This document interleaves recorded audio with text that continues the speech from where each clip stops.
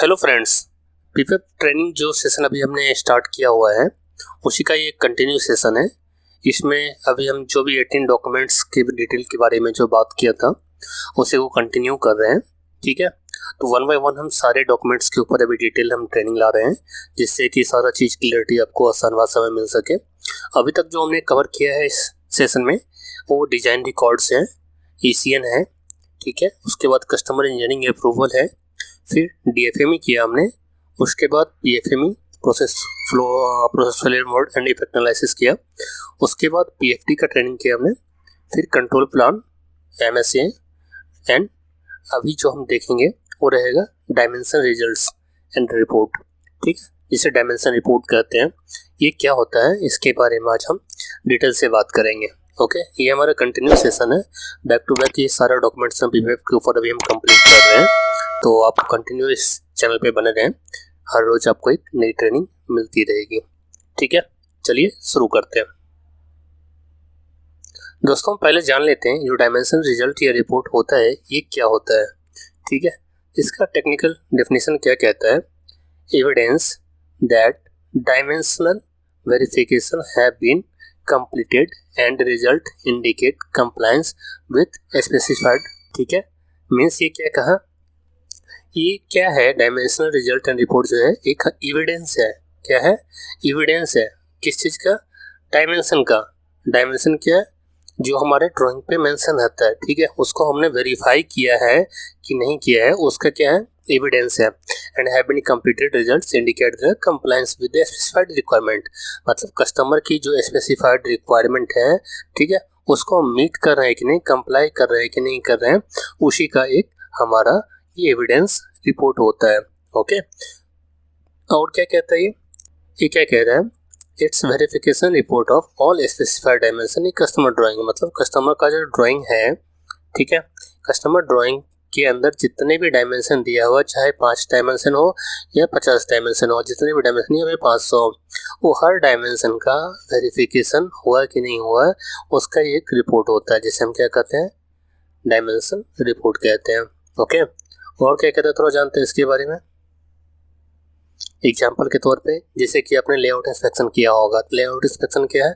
एक तरह का डायमेंशन रिपोर्ट है, मीन्स इसमें सारे डायमेंशन, सारे नोट, सब कुछ कवर करना होता है। एक एक पॉइंट का ऑब्जर्वेशन रीडिंग लिखना होता है, जो कस्टमर ने क्या कहा और हमारा एक्चुअल क्या है। और क्या हो सकता है इसका एग्जाम्पल? PDI रिपोर्ट हो गया, फाइनल इंस्पेक्शन रिपोर्ट हो गया, ये सब क्या है? इसके एग्जाम्पल है। इसको आसान भाषा में समझे, कोई भी एक पार्ट है, ठीक है, सपोज हम एक स्क्वायर पार्ट बना रहे हैं, स्क्वायर ब्लॉक बना रहे हैं, हमें इसका डायमेंशन रिपोर्ट बना करके देना है कस्टमर को। तो डायमेंशन रिपोर्ट क्या होगा? पीपीएफ डॉक्यूमेंट का एक अहम पार्ट है, ये आपको देना पड़ेगा पार्ट का। मतलब ये जो पार्ट है जो हमने कस्टमर के रिक्वायरमेंट के अकॉर्डिंग बनाया है, इसकी क्या क्या वैल्यू आ जाएगी यहाँ पे? एक तो यहाँ पे लेंथ आ जाएगा, L1 आ जाएगा, ठीक है, फिर क्या है यहाँ पे इसकी विड्थ क्या है, W क्या है, 100 आ जाएगा आपका। अगर ये इसका थिकनेस है तो थिकनेस भी आ जाएगा, टोटल थिकनेस कितना है मटेरियल का, ठीक, कितना है, 100 आ जाएगा। 3 चीज़ें इसमें आ गई, लेंथ आ गई, विड्थ आ गई, थिकनेस आ गई। कुछ और क्रिटिकल डायमेंशन, सपोज जिस पे सर्कल बना है, होल बना है, पंच है, तो उसका भी OD/ID क्या है वो भी आपको बताना पड़ेगा। तो ये सारे मेजरमेंट एज पर ड्राइंग के अगेंस्ट एक्चुअल क्या आ रहा है और जिस रिपोर्ट में हम भर रहे हैं वो क्या होता है? हमारा डायमेंशन रिपोर्ट होता है।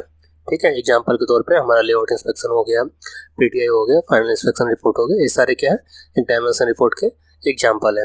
आप कस्टमर के ऊपर डिपेंड करता है, वो आपसे लेआउट मांगता है कि सिंपल कुछ उसके क्रिटिकल डायमेंशन है वो आपने चेक कर दिया, उतने से खुश है, या फिर आपको फाइनल इंस्पेक्शन मांगता है, PDI जो भी मांगता है कस्टमर, उसके अकॉर्डिंग आपको देना पड़ेगा।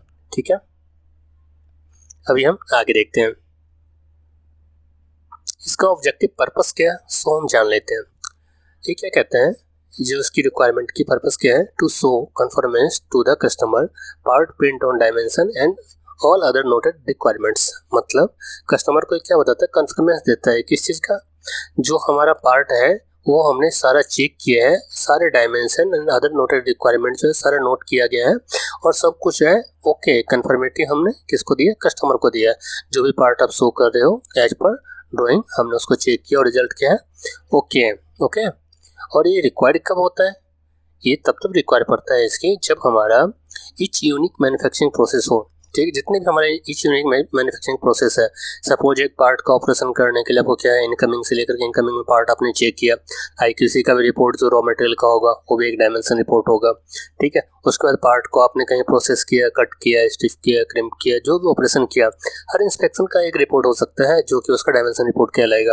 और फाइनल जो पार्ट आप बना लिए तो उसके बाद भी जो पार्ट का फाइनल जो उसकी डायमेंशन ली जाएगी, जो कस्टमर को हम डिस्पैच करेंगे उस टाइम, वो आपका क्या होगा, एक डायमेंशन रिपोर्ट ही होगा। तो क्या कह रहा है, cell of production lines and all modules, patterns, die example है, ये सब सारे के सारे हम क्या ले सकते हैं, इसका डायमेंशन रिपोर्ट ले सकते हैं।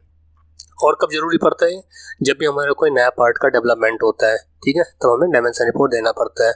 और कब हो गया, जब आपको ईसीएन को इम्प्लीमेंट करना है तब आपको डायमेंशन रिपोर्ट देना पड़ेगा। पीपीएफ की रिक्वायरमेंट्स है तब आपको देना पड़ेगा, ठीक है। इस सब टाइम में हमें डायमेंशन रिपोर्ट की जरूरत पड़ती है, चाहे ईसीएन हो, पीपीएफ हम फर्स्ट टाइम सबमिट कर रहे हो, या कुछ एडिशन आया हो, ठीक है, नई पार्ट को डेवलप कर रहे हो, या कोई मैन्युफैक्चरिंग प्रोसेस हमने ऐड किया है, ठीक है, या मॉडिफाई किया है, ठीक है, कोई लाइन के ऊपर हमने कुछ स्टडी किया, कुछ इंप्रूवमेंट किया, तो आपको एज पर कस्टमर रिक्वायरमेंट ये डॉक्यूमेंट्स बना करके देने पड़ेंगे, ठीक है। ये इसकी ऑब्जेक्टिव पर्पस एंड रिक्वायरमेंट्स है। ओके, इसका एग्जांपल हम देख लेते हैं, ये कैसे भरा जाता है और ये कैसा होता है, ठीक है। अभी देखिए, एक हमने एग्जांपल ले लिया आपके लिए आसान भाषा में समझने के लिए, एक ड्राइंग ले लिया, ठीक है। ये हमारा फॉर्मेट है, किस चीज़ का फॉर्मेट है, इंस्पेक्शन रिपोर्ट का। अब हर कंपनी का अपना एक फॉर्मेट हो सकता है, इसमें क्या क्या चीज़ें आ रही हैं, तो कस्टमर कंपनी जो भी कंपनी है उसका क्या लोगो आ गया। अब आप ये डायमेंशन रिपोर्ट कब कब दे रहे हैं, आप लेआउट के टाइम में दे रहे हैं क्या, प्रोसेस चेंज के टाइम में दे रहे हैं क्या, सैंपल के टाइम में दे रहे हैं, न्यू डेवलपमेंट हो रहा है, पायलट लॉट है, न्यू सोर्स है, रेगुलर सप्लाई है, न्यू टूल है, ठीक है, पीडीआई है, वैलिडेशन है, ये कब दे रहे हैं उस टाइम में आपको क्या करना है, सबसे पहले क्लिक कर देना है, तो उस पर टिक कर देना है, तो क्या हो गया, ये उसके लिए अप्लीकेबल हो गया, सभी के लिए कॉमन है। उसके बाद यहाँ पे आप मॉडल नंबर डाल दो, फिर आप पार्ट नंबर डाल दो, ठीक है, पार्ट का नेम डाल दो, पार्ट का नंबर डाल दो, जो भी है।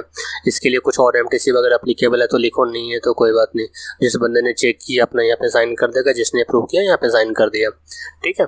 डिटेल्स के लिए एक एग्जाम्पल के लिए हमने एक सैम्पल ले लिया, यहाँ पे एक पार्ट है, ठीक है, ये पंच टूल है, ठीक है, पंच करने के लिए सीट मेटल के लिए टूल, एक एग्जांपल लिया हमने। इसका डायमेंशन रिपोर्ट अगर हमें बनाना है एज अ मैन्युफैक्चरर, अगर हम इस पार्ट को बना रहे हैं तो इसका डायमेंशन रिपोर्ट हम कैसे बनाएंगे, तो मेरा पार्ट क्या है, ये हमारा पार्ट है, ठीक है, ये क्या है, हमारा पार्ट है, ये पार्ट का क्या है, फ्रंट व्यू है, ठीक है, ये फ्रंट व्यू है जो हम सीधे सामने से उसको देख रहे हैं। और ये क्या हो गया, आपका लेफ्ट व्यू हो गया, ये क्या हो गया, इसका राइट व्यू हो गया। अभी क्या है, इसी टूल को अगर हम सामने से देखेंगे तो ऐसा दिखेगा, आगे से देखेंगे तो इस हिसाब से दिखेगा, और बैक साइड से देखेंगे तो ऐसा दिखेगा। अब इसमें डायमेंशन कितने हैं, कितने तक डायमेंशन, टोटल लेंथ हो गया, एक पहला डायमेंशन तो ये आ गया, यहाँ पे क्या है, यहाँ पे टोटल लेंथ है, मतलब टोटल लेंथ कहाँ से, मतलब टोटल लेंथ कहाँ से है, यहाँ से लेकर के यहाँ तक, जहाँ से ये स्क्वायर बना हुआ उसकी लेंथ है, लेंथ ले लिया हमने। उसके बाद क्या बोल रहा है, सेकंड डायमेंशन इसमें क्या आ गया, ये इसकी विड्थ कितनी है, मतलब ओडी कितनी है, ठीक है, ये सर्कल है इसलिए इसकी विड्थ नहीं होगी, ओडी होगी, लेंथ हो गई। उसके बाद इसकी ओडी हो गई आपकी, क्या है, इसके अंदर एक स्क्वायर शेप होल पंच कटा हुआ है, उसका डायमेंशन क्या है, 100 आ गया, तीसरा डायमेंशन हो गया। चौथा, इसमें क्या पंच होल जो कटा है इसकी विड्थ कितनी है, इसकी हाइट कितनी है, तो विड्थ यहाँ पे आ गया, हाइट इसको एरो बना करके यहाँ पे दिखा दिया है, इसकी हाइट कितनी है, ठीक है। इसी जैसे फ्रंट साइड से हम देखेंगे, जो ये जो टिप दिख रहा है आपको, ये टिप दिख रहा है, ये इसका व्यू यहाँ पे दिखाया गया है, ये कितना है, तो इसके अंदर भी दो है, एक छोटा टिप है, एक इसका बड़ा है, जो छोटा वाला है उसका कितना दिखा रहा है, 5.08 क्या है उसका, उसके ऊपर जो कटा हुआ है उसका आईडी है, ठीक है। और ये बड़ा वाला जो सर्कल है वो कितना है, 19.05 है, ये 19.05 क्या है, तो शेप जो बना है, ये जो ट्रायंगुलर शेप आप देख रहे हैं, ये टॉप जो बॉल पॉइंट है, टिप पॉइंट है, वो टिप पॉइंट का ये ओडी हो गया। और उसके नीचे का जो एक और सर्कल यहाँ पे आपको ये डार्क दिख रहा है, ये डार्क दिख रहा है, ये क्या है, इसका यहाँ पे दिया हुआ है, ये कितना 9.05 का इसका ओडी है, ठीक है। और ओवरऑल जो ये हमारा टूल है, ये पूरा टूल का जो 76.2 यहाँ पे दिख रहा है, ये क्या है, इसका ओवरऑल डायमीटर है। अब कितने डायमेंशन इसमें आ गया, 1 हो गया, 2 हो गया, 3 हो गया, 4 हो गया, 5 हो गया, 6 और 7 डायमेंशन होंगे। टोटल डायमेंशन कितने हैं यहाँ पे? 7 डायमेंशन है। तो हम इसका डायमेंशन रिपोर्ट जब हम बनाएंगे तो किस प्रकार से बनेगा वो देखिए आप क्या करेंगे, पहले सबसे पहले इसको नंबरिंग कर लें। जैसे कि पहला डायमेंशन हमने इसको ले लिया, ये क्या हो गया? 1 हो गया। दूसरा डायमेंशन ये लिया, ये क्या हो गया? 2 हो गया। लेंथ ले लिया, विड्थ ले लिया, ठीक है। तीसरा डायमेंशन हमने क्या लिया? जो इसका सबसे टिप पॉइंट है, ये 3 हो गया, ठीक है। चौथा डायमेंशन को क्या हो गया? इससे बड़ा वाला जो सर्कल है, ये सर्कल जो है ये ले लिया। ये सर्कल कहाँ पे दिखा है? यहाँ पे दिखा है। ये कितना हो गया? 4 हो गया। 5वां क्या है? ओवरऑल ओडी ले लिया, ये क्या हो गया? 5 हो गया। छठा इसके अंदर पंच कटा हुआ है, तो पंच कटा है तो कहाँ तक है? उसकी विड्थ क्या है? ये उसकी क्या हो गई? छठा डायमेंशन हो गया। और इसकी हाइट कितनी है? ये क्या हो गया? 7वां डायमेंशन हो गया। अब क्या 7 डायमेंशन में आपका जो है ये पूरा का पूरा पार्ट कवर हो गया। जब आप इसका रिपोर्ट बनाएंगे तो किस प्रकार बनेगा ये? यहाँ पे सीरियल नंबर आप लिख लें। सबसे पहले क्या आएगा? 7 डायमेंशन थे, तो पहला डायमेंशन यहाँ पे 1 हो गया, 2 हो गया, 3 हो गया, 4 हो गया, 5 हो गया, 6 और 7 हो गया, ठीक है। अब पहला डायमेंशन हमने क्या लिया था? पैरामीटर क्या था? लेंथ था, यहाँ पे लिख दो लेंथ। दूसरा डायमेंशन क्या था हमारा? ओडी था, यहाँ पे क्या आ जाएगा? ओडी लिख दो। तीसरा डायमेंशन हमारा क्या था? ये भी ओडी है। चौथा क्या है? चौथा थोड़ा सा ऊपर कर लेते हैं हम इसको। अभी देखो चौथा डायमेंशन क्या है हमारा? तीसरा ये हो गया। चौथा भी क्या है हमारा? ओडी है, ठीक है। 5वां क्या है? ये भी ओडी है। और छठा क्या है आपका? ये क्या है आपका? विड्थ है। तो मतलब क्या है? लेंथ ही है इसका। लेंथ कह दो इसको, विड्थ कह दो। और उसके बाद क्या है? थोड़ा सा ऊपर कर लें। 7वां डायमेंशन क्या है आपका? हाइट है, यहाँ पे हाइट लिख दो, ठीक है। अब एस्पेक्ट लिमिट क्या है? जो भी यहाँ पे टॉलरेंस दिया हुआ है, सपोज आपका ये ड्राइंग है, इसमें जनरल दे दिया आपको। अगर कहीं पे ओडी है तो अगर कस्टमर ड्राइंग पे इसका टॉलरेंस दिया हुआ है ±0.05 mm आपको लेना है। अगर दिया है तो आप वो ले लो, नहीं दिया है तो आपको जो ड्राइंग में दिया है उसके अकॉर्डिंग लेकर के चलना पड़ेगा। जनरल टॉलरेंस जो है उसको लेकर चलना पड़ेगा। तो स्पेसिफिकेशन क्या है? लेंथ हम चेक कर रहे हैं, पहला वाला कितना है? 107.17। तो हम क्या बनेंगे यहाँ पे? 107.17। ये क्या है हमारी रिक्वायरमेंट है। प्लस माइनस कुछ दिया है तो लिखो, नहीं दिया तो जो है सो मेंशन है। चेक कैसे करेंगे? ओवरऑल डायमीटर हम चेक कर रहे हैं तो क्या होगा? या तो डीबी होगा, डिजिटल वर्नियर होगा, या तो आप माइक्रोमीटर से आप चेक कर लो तो डिजिटल माइक्रोमीटर होगा, ठीक है। दोनों में से आप जो भी यूज करें उसको लेकर के आप चेक कर लो, या कोई और गेज वगैरह है तब उसके थ्रू भी आप चेक कर सकते हो। उसके बाद क्या आएगी आपकी? इसमें रीडिंग आ जाएगी 107.17 है। एक्चुअल में आपको कितना आया?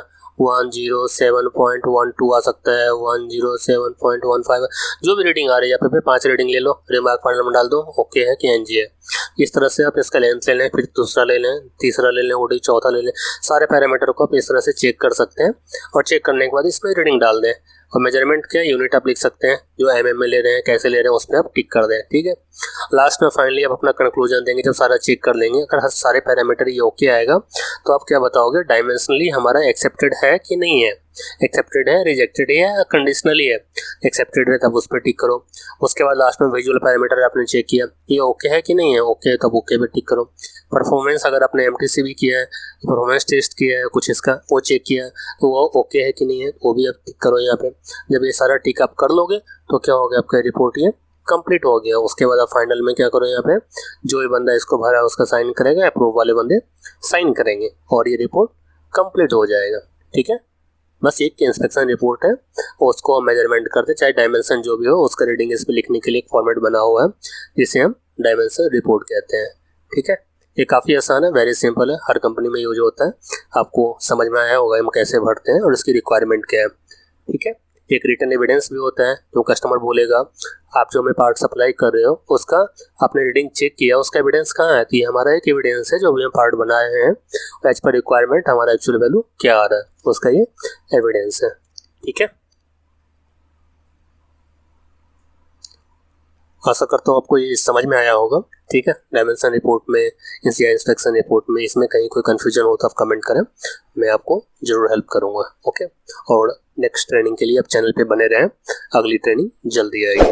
बहुत बहुत धन्यवाद।